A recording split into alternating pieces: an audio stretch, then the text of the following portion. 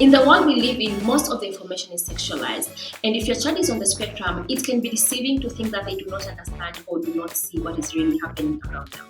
And that's why it's very important for all parents to be a trusted source of information and an authority when it comes to sex information or sex conversations with their children. So how do we do this? If you're new here, my name is Nema Lema, and I really hope you're going to stick around till the end of this video, and please remember to subscribe while at it. So foundations of any sex conversations are usually built on number one, a very healthy and loving relationship with your child. It's very important that our children feel safe, feel seen, and feel heard without judgment or shame, and in a very open relationship with us as our parents, so that they are able to really come and ask them those questions as far as sex and sexuality and their mental health is concerned. Second aspect is we should always remember that sex conversations are done in layers. You cannot finish sex conversations in one sitting. Okay, and usually the earlier you start, the better it is. So we should always remember, as we tell them anything about sex, it's a layer that we are putting in, and whenever we are going to have an opportunity to have a second conversation after that, we must be building from the last layer. So remember, no lying. And if for any reason you are asked a question and you have no idea how you're going to answer, it is very okay for you to say, you know what, I'm not sure about this, let me go read about it, and once I can, then I'll be able to address it. Okay, this is not specifically for kids on the spectrum, this is generally for all parents. And the third aspect is we should be comfortable to use opportunities as they rise. For example, you're watching something and then a sex content pops up. It's very important for you to be able to ask your children what they think, what they see, what they understand, so that you are able to build from that conversation. And then the fourth thing is we all must have some form of communication. Now, this is very specific for children who are on the spectrum, especially if your child is non-speaking. Usually, I find the use of signs and also the use of pictures to be very helpful when it comes to communicating with our children. Remember, communication is two-way, so we should be able to tell our children what we think. It's very important we are able to convey that information and making sure that they actually understand whatever we are saying. But even more important is them being able to communicate back to us when they want something, when they feel something, when they've seen something and they want to share it with us. We have to find a way we can communicate. If your child is non-speaking, it's important that in the house you have a form of communication. I always say you can create your own sign language that can be used by people who are familiar with this child. Visual signs to be very important, but you can also use sign language. Like, for example, if I do this, I'm in pain. If I'm happy, I do this. If I don't want something, I do this. If I want a hug, I do this. So it's very important that in our home setting, we develop a form of communication, especially for our children who are non-speaking. So in this video, we're going to talk about sex education for our children who are toddlers and those who are 6 years and below. Okay? And we're going to do a second part where we're going to talk about 7 to 12, and then a third part for our teenagers. So sex education is age dependent. And this is one of the areas that it doesn't matter if your child is on the spectrum or not. When it comes to age dependency, it cuts across. The only difference is going to be on the details of information that you're going to give. Okay? But a 3-year-old, when on the spectrum or not, they have to learn these things as far as sex education is concerned. The first thing is their body. Okay? It doesn't matter if your child is on the spectrum or not, they have to learn about their body. And what we talk about is the normal body parts. When you're starting, you don't need the details of your hair, your nails, and all that. No. What you want them to know is this is the head, the eyes, the nose, the mouth, the ears, the chest, the breasts, the hands, the legs, the vagina or the penis, and the bum. Okay? It's important when you're starting, you start with their gender. So if they are females, you'll talk of vagina, and if they're boys, you'll talk of the penis. It's very important. So that's where you start. And what I usually say is you should have 2 picture signs. One is the one that shows all the parts, and then the other one is the one that shows the private parts. So the private parts are the ears, the breasts, the vagina or the penis, and the bum. So when you're talking about body parts, you have to show this is what everybody has, and this is what we consider to be your private parts. When you're teaching body parts for a child on the spectrum, please use actual names. Do not start using PP and wee and all this coded language, okay? Because number one, our children, it's very difficult for them to change. So if your child learns a penis, let it just name a penis a penis. You cannot start changing from PP to penis to I don't know what else, okay? The second step is consent. Yes, as young as a 3-year-old, they have to learn the aspect of consent. And what does consent mean? Consent simply means permission. In the simplest language, is permission. Okay? And the easiest way to start is in the aspect of sharing and not sharing of something as simple as toys. Okay? So for example, if you're in a setting and somebody asks them, may I use this? And if they do not want, they can easily give them the confidence that they can actually say no. And that no is a full sentence. And you tell them, even for them, before they take anything from anyone, they should be able to ask. Now, if a child is not speaking, they should be able to use gestures of asking. Okay? So they can be able to, extend their hand like this. So this, and then they point to what they want. Or this, and then they point their hand. Because I know there are kids who cannot use the finger to point. So they can do this. Sorry, I'm doing this. And then they point to whatever they want. And that's exactly what I mean by some form of sign language that can be used at home for our children who are non-speaking. Okay? And sometimes you are in a place that is not home, so they cannot because I know there's some parents who will say they'll take my hand and take me to well, but it becomes a challenge when they are outside a home environment. So make sure whatever language you're instilling is something that can be used at home and when it's outside home. So the first aspect of consent is body boundaries. So it has to be very clear. No one is allowed to touch them without consent, and they are not allowed to touch anyone without their consent. For example, they're in a playground and somebody has fallen and they need to help. They can still ask consent, maybe by extending their hand to show this other person that they want to lift them up. If this person is down and they cannot extend their hand, then when they are helping them, they should remember not to touch their private part. So if they are lifting someone, remember to touch all these other parts that are not private. And this consent even extends to us as family members. I cannot just go and start hugging a child without asking their permission. And it should be the same. If they want to hug you, they should come to you and ask you, please, may I hug you? Okay? Or they should be able to do this if they are non-speaking. So the key thing is accessing anyone's body or anybody accessing their body has to come with permission. Now, assuming that they've already given you consent to hug them, you should also tell them no one is, even when you've told someone, okay, you can hug me, that person is not allowed to touch your private parts. Okay? So that means even with consent, like consent to hug me, private parts are a no-go zone. So when you're putting up your visual signs, what you need to say is, you can say hug, yes, no, but not so you put an X or that round to block, like no private parts. If someone wants to touch their private parts when they're already hugging, you should allow them to be able to either push them away or step away or even shout no. So that is consent and body boundaries. Then when you go to the older kids, remember as we said, sexual conversation is layering. So when you go to preschool, now these are 4-year-olds to 6-year-olds, kids who have just started school and they're about to go to primary school, the concept of privacy has to now come in. Okay? Privacy, and you start with personal privacy. So personal privacy will look like covering your private parts.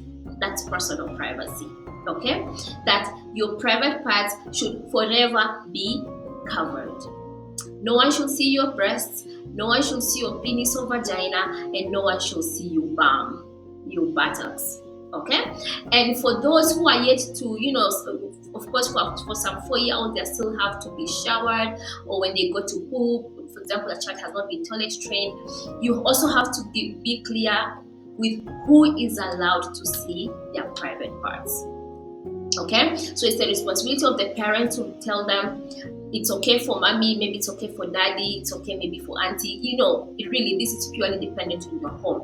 When it comes to privacy, when it comes to private parts, who is allowed to see my private parts, and when are they allowed to see my private parts?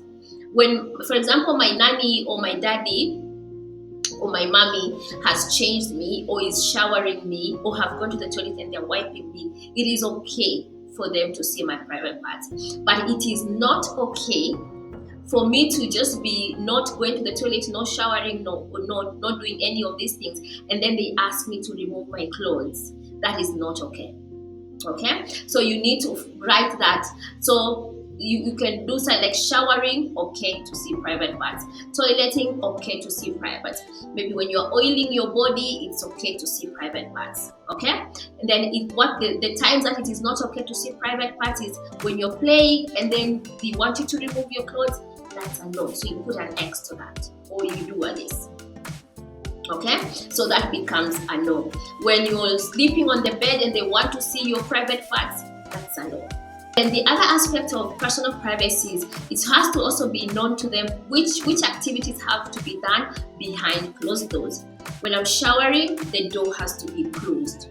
Okay, when I'm toileting, the door has to be closed. When I'm oiling my body, the door has to be closed. Okay, and the reason the door has to be closed is because at this point in time, my private parts are exposed. Okay, and anytime they walk into a room and the door is closed, it's important that they knock as a way of respecting the other person's private parts or privacy. You're creating visual signs. Remember to create cards that they're very simple and very straightforward language, and use pictures. Always, pictures speak louder. Okay, and use a very simple language when you're explaining to these children. Then what you can also remind them is at any point in time they don't feel safe. Even when they're with someone they're usually comfortable with. There are those ones whom you can have a safety code, like you can tell your child to say something that you train your child whenever they are not okay, whenever they are not safe. They can just say, and for you that should pass a message, and you can even share it with other people in the house. Whenever they are with so and so, if you hear him or her say this, just you have to drop whatever you're doing and go to them. We go to the second space is safe online space. Now we do know that our children are introduced to in the internet at a very quite young, tender age. Okay, and our children on the spectrum are not spared. Okay, this can be done at home and also it's done at school. Remember, age appropriate content. Thank God for Google these days. You can really limit what your child sees if they are using their gadgets. Okay, and so for us who have families or different children with different age, what I always say is use the youngest age restriction. Okay, use the youngest age restriction. Now that will work if they are like maybe 2 or 3 years apart. But you see, for example, you have other families that have a teenager and they have a toddler. That can be challenging if you're going to use a teenager is going to use a 3-year-old content. Yeah. So you can either opt to give each one of them their own gadgets and control them separately, or if they are to share the same gadget, then they have to have specific times. So my 3-year-old will be using the phone from this and this time, and then after that, there's gonna be my older child. Okay, but the key thing is they have to ask for permission to access. If you're to change the restriction, they have to ask for permission. I personally do that. I usually find it so helpful. Then the other thing is nudity, especially when it comes now to the online space. Usually these days, even for content of 6-7-year-olds, there's some sort of nudity, from the ads to the kind of cartoons. So you have to start explaining to these kids what is nudity. Nudity simply means you seeing other people's private parts. You have to start telling them, number one, yes, it's true, some people just decide to show their private parts online, but the key thing is whenever you see that, just come and tell tell me, and it's important that you stop watching that content immediately. So if you're watching something and you see somebody's private part popping up on your screen, the key thing is just move away from that and come and tell me, so that I'm able to know what exactly is happening. And personally, I usually use that opportunity to like just document that lesson of nudity and why it is not right. You always share your pictures, or the things that you do that may expose you, so your private parts. It doesn't matter what age you are, it is wrong to post your private parts on the internet. Also, you should also use that as a way of telling them that, number one, it is wrong for them to share their pictures on the internet. It doesn't matter how well dressed they are, it is wrong for them. You can decide if you're going to share their pictures, and you should always ask for consent. But for them to take a picture and then share it, it is wrong. Whether they are fully dressed or they are not, it is wrong. Okay? So if for any reason they come in contact with someone who is asking them to do that, tell them that is wrong. Okay? Again, put this in the visual cards in a very simple language. Like, your picture should not be sent to anyone, even your dad or even your mom.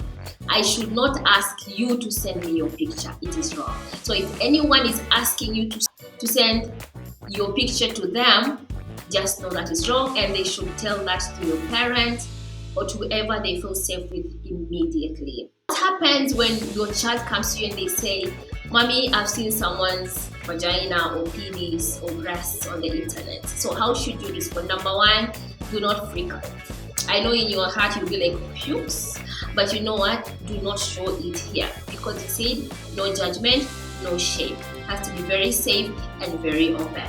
Okay? So the first thing is collect yourself and your emotions and your judgments and your the shame associated with sex and all that. That's the first thing you need to do. You work on yourself so that you're able to get that stamina. Okay, so the first thing will be, what were you watching? And then the second thing will be, how did that make you feel? Okay, and then after they've answered that, now depending on the trajectory that they're going to take, the other question will be, what do you think about it? Okay, so that you also see, do they think it's okay, do they think it's wrong, and are they okay with them doing whatever they have done? Okay, and use that opportunity to really document whatever you have been telling them. Okay, so that they should be able to know, just because we believe this in our house, it doesn't mean that the whole world believe it. And it is okay to have different opinions about something, but us as a house or us as a family, these are our values, that we do not share private parts at any point in our lives. It doesn't matter if they are 4-year-old or they are 45. Sharing of private parts online is wrong. That's the first thing. And then the second thing should be that even when we are sharing pictures, we should be able to have very specific reasons why we have to share. Myself, as your mom, I cannot ask you to share your picture online at this age, okay? And so nobody should ask you to share your picture with them, okay? So we use that as an opportunity to always document the same information over and over. And as we say, sex conversations is done in layers, and each layer is a foundation to the next layer. Alright, so I really hope you find this helpful, and thank you so much. If you're watching up to this moment, please remember to subscribe. Let me know what you think. Have you done any of these? What has been your challenge? Is your child speaking? If your child is not speaking, it would be nice to know what strategies did you use to communicate all this information. This cannot be done in one day. Keep that in mind. It's a conversation. So a toddler who's to 6-year-old, that will be like 4-5 years. So this is like really a curriculum for 5 years old, so that by the time your child is 6, at least they know these aspects of things. Okay? Thank you so much, and God bless you. Bye-bye.